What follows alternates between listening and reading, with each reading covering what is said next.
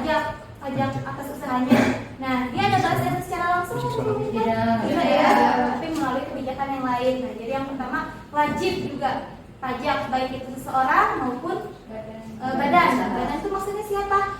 Pengusaha. Yang tadi kan ada pengusaha Pak Sagala, dia punya perusahaan yang punya kantor. Nah, kantornya juga bayar pajak bumi dan bangunan gitu. Jadi yang pertama wajib, kemudian yang kedua memaksa, ketiga berdasarkan undang-undang. Nah, tidak ada balas jasa secara langsung. Untuk apa sih semuanya? Untuk penyelenggaraan pembangunan negara dan kemakmuran rakyat. Karena memaksa, coba bisa nggak nih seorang Ibu Susanti, misalnya seorang ASN ya, saya gak mau nih gaji saya dipotong untuk pajak, misalnya saya mau utuh gaji saya segitu. Tidak bisa ya, jadi memaksa. Kenapa memaksa? Karena ada payung hukumnya, ada undang-undang yang berlaku gitu.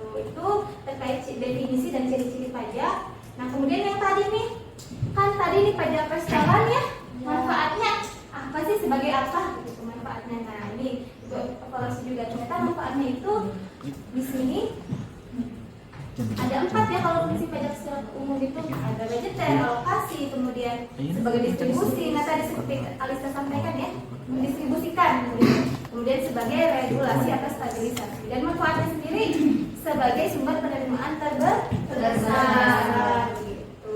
Ini hampir semua ya berdasarkan pemaparan diskusi kelompok, rata-rata menjawab bahwa manfaat pajak itu untuk penerimaan terbesar, pembiayaan gitu ya.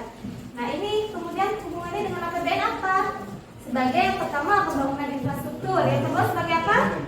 Mewujudkan suasana aman dan tentram. Ada kepastian hukum, ada pasal yang mengatur pembayaran pajak tersebut.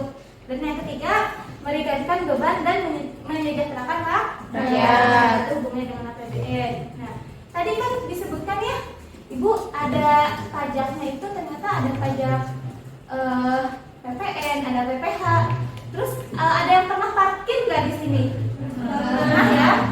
Nah, untuk parkir tersebut bayar tidak? Bayar. Itu maksudnya pajak bukan? Pajak bukan? Termasuk distribusi. Nah, kita tegaskan ya bahwa seperti contohnya parkir tadi ya, itu adalah retribusi. Kan pajak itu ada pungutan ya.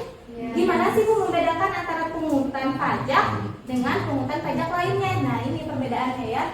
Ada berdasarkan imbalannya, jasa kompensasinya. Kalau pajak itu tidak langsung, kalau resmi itu langsung ya. Seperti tadi, kalau kita pajak penghasilan dapat balas jasa langsung tidak? Tidak. Oke. Kalau retribusi, kalau parkir atau kita masuk pariwisata misalnya ya, pariwisata yang dikelola oleh pemerintah setempat, itu kan retribusi.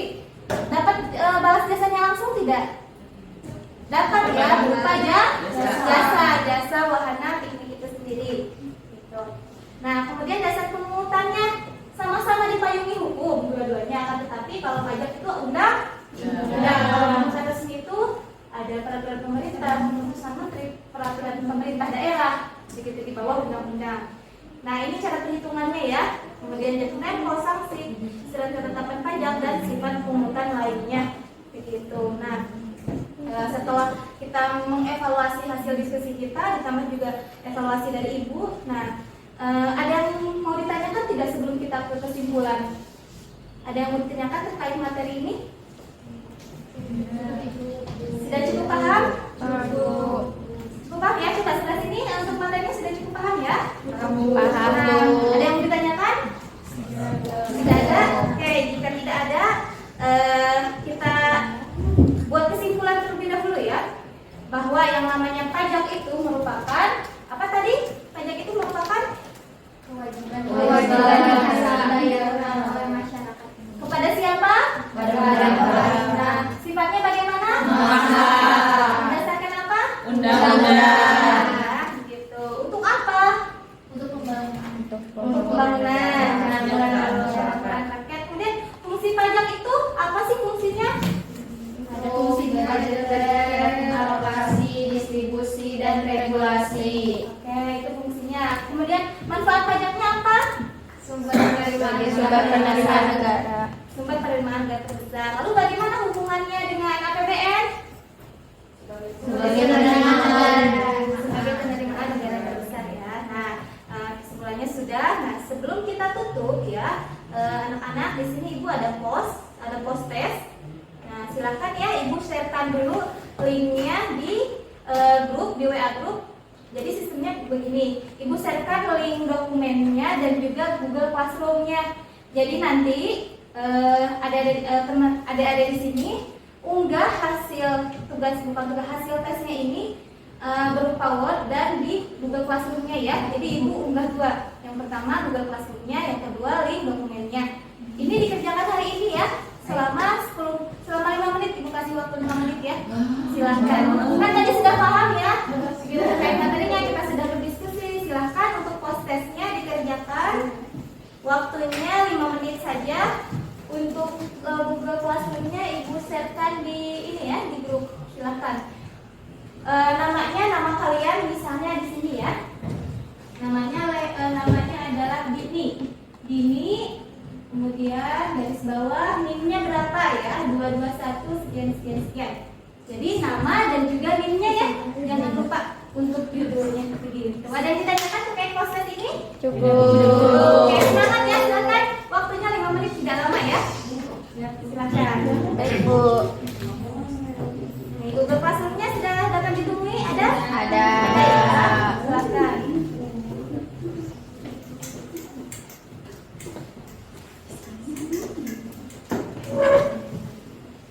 Wah, ini sudah ada yang menentukan ya, satu demi satu dari mulai Hayu, Ibu cek di sini sudah masuk. Silakan yang lainnya, Vera juga. Yani sudah, Bu. Ya, Yani sudah. Alhamdulillah.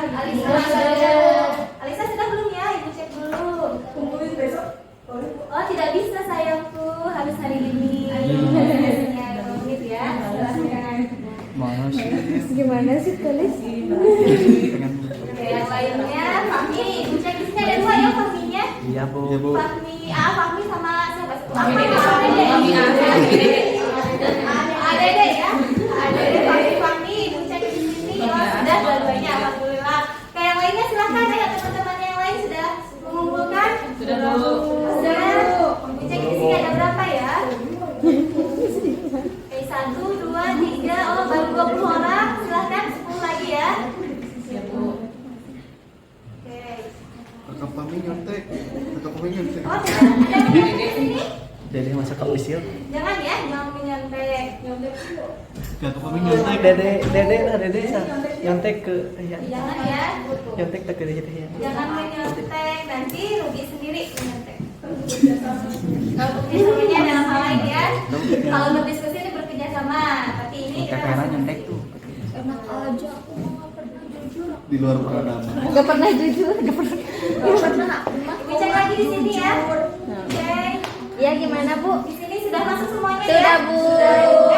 Di sini kan ada 3 orang yang tidak masuk ya. Semua Iya. berarti 28 orang 27. alhamdulillah. Iya. 27 ya, maaf 27 sudah masuk. 30 Oke. dari silakan. Pembelajaran ini sebelum kita tutup kita refleksi dulu ya.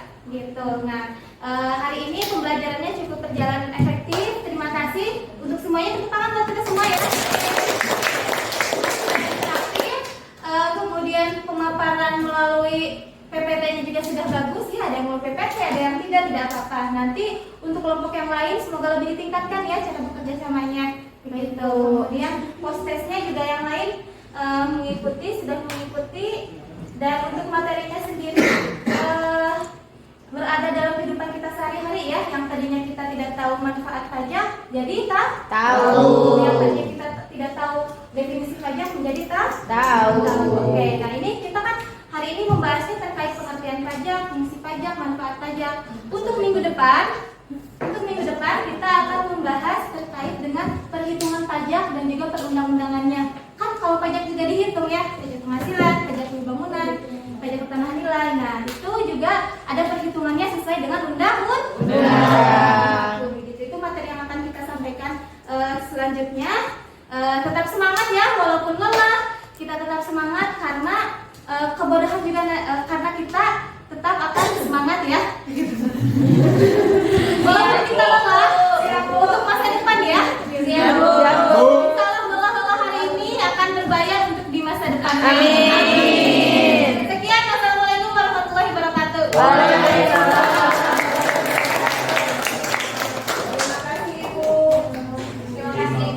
kasih Bang. Sampai jumpa pertemuan selanjutnya. Assalamualaikum. Waalaikumsalam warahmatullahi wabarakatuh. Aduh.